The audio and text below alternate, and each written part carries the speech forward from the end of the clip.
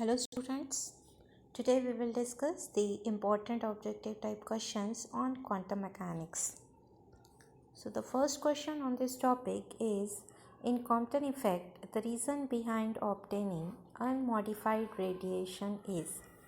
As we know that in Compton effect, we observe two types of radiation which are called as modified radiation or unmodified radiation, or we can say two components we have been observed: modified wavelength and unmodified wavelength. And the reason behind getting unmodified wavelength is the tightly bound electron. So the correct option of this question is tightly bound electron.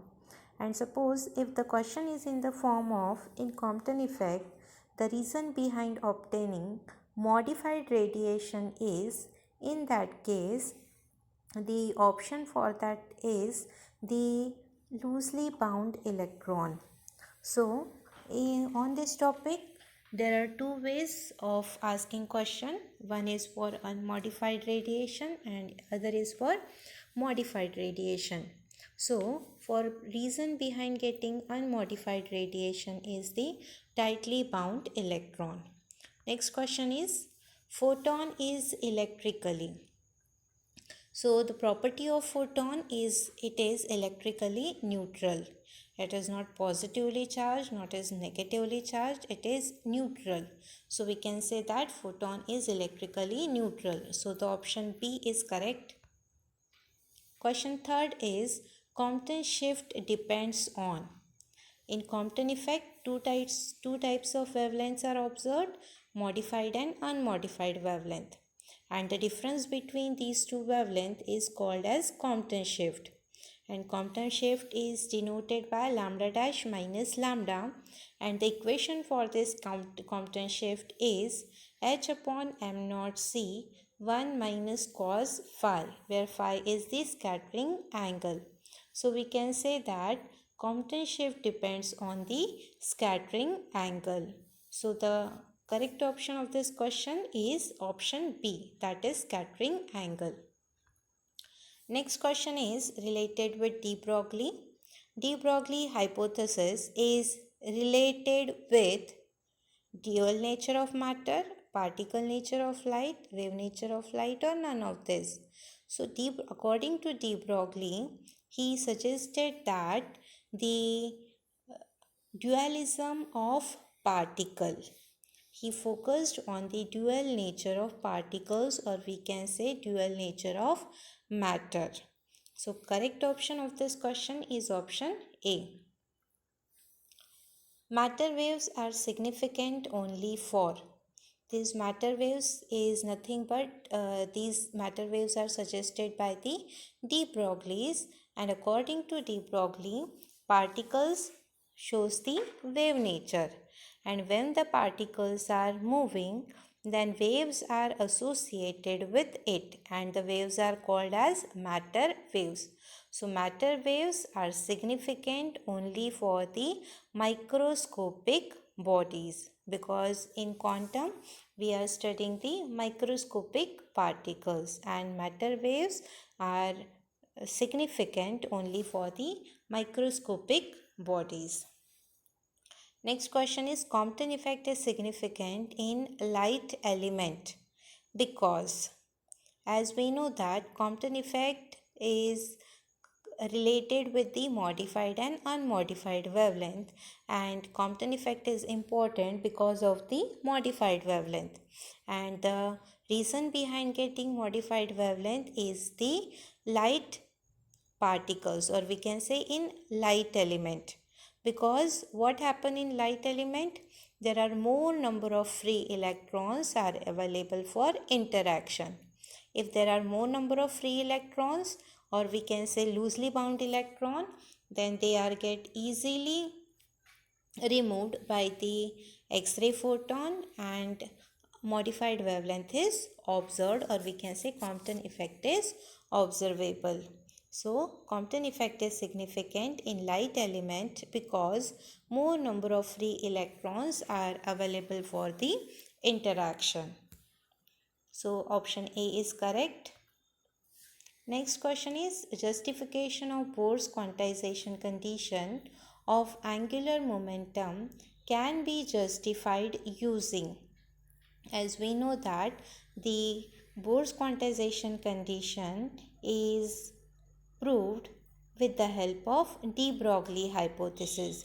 We can prove the Bohr's quantization by using de Broglie concept. So the answer of this question is option A, that is de Broglie hypothesis. With the help of de Broglie condition or equation, we can prove the Bohr's quantization condition, that is MVR is equals to NH cross.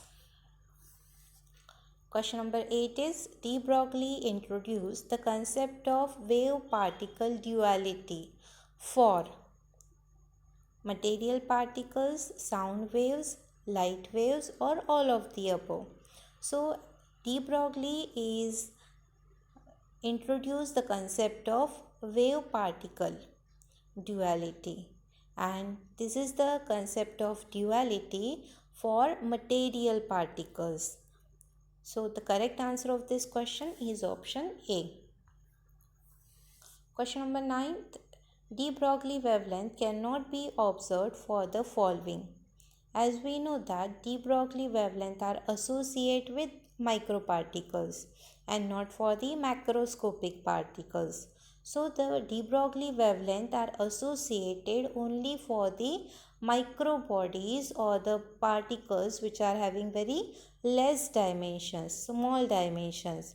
And we know that de Broglie wavelength is not associated with larger bodies or macro bodies. So we cannot observe wavelength, or we can say de Broglie wavelength for stone, cricket ball, chalk.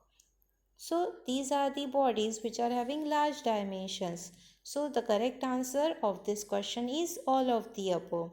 The de Broglie wavelength is not observable for all the particles like stone, cricket ball and chalk. So the option is all of the above. Question number 10 is in Compton effect we observe. So we have already discussed in Compton effect we observe two types of radiation, modified radiation and unmodified radiation, or we can say modified wavelength or unmodified wavelength. So the answer of this question is option C, that is modified radiation and unmodified radiation. Question number 11 is if accelerating voltage is increased, the wavelength associated with microparticles will increases, decreases, remains constant, or none of the above. So there is one relation between the accelerating voltage and de Broglie wavelength, and the relation is lambda is equals to h upon under root of 2 MeV, or instead of using all the constant, in short we can say that lambda is equals to 12.26 upon under root of capital V, where V is the accelerating voltage. So in this equation the de Broglie wavelength lambda and the accelerating voltage, they are inversely proportional. Means if suppose wavelength is increased, then in that case accelerating voltage will be decreases, and or vice versa. So here the question is if accelerating voltage is increased, then the wavelength associated with moving particle will decrease. So the option B is correct. Question number 12 is an electron to stay in nth orbit of atom, the waves associated with an electron in an orbit should satisfy the condition.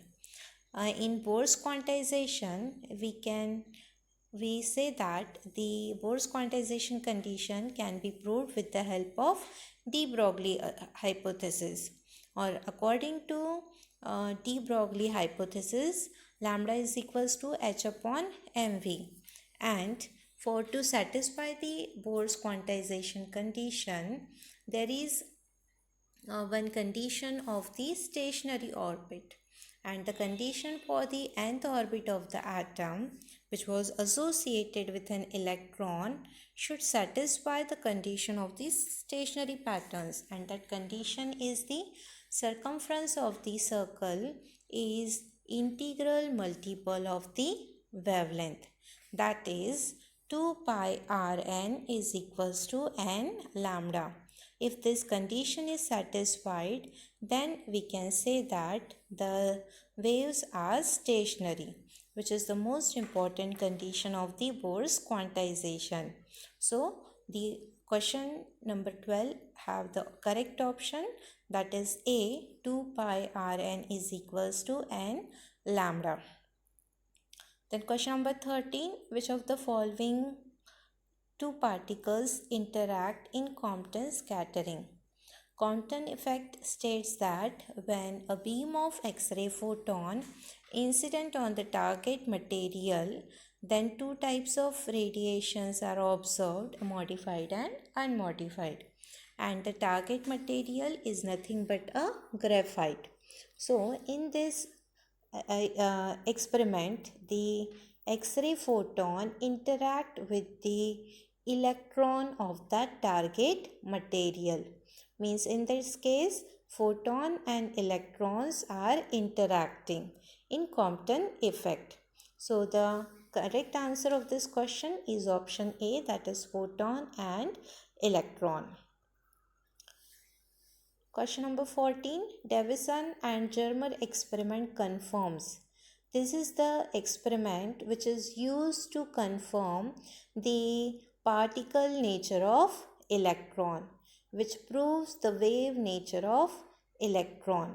The Davison and Germer experiment confirms the wave nature of electron.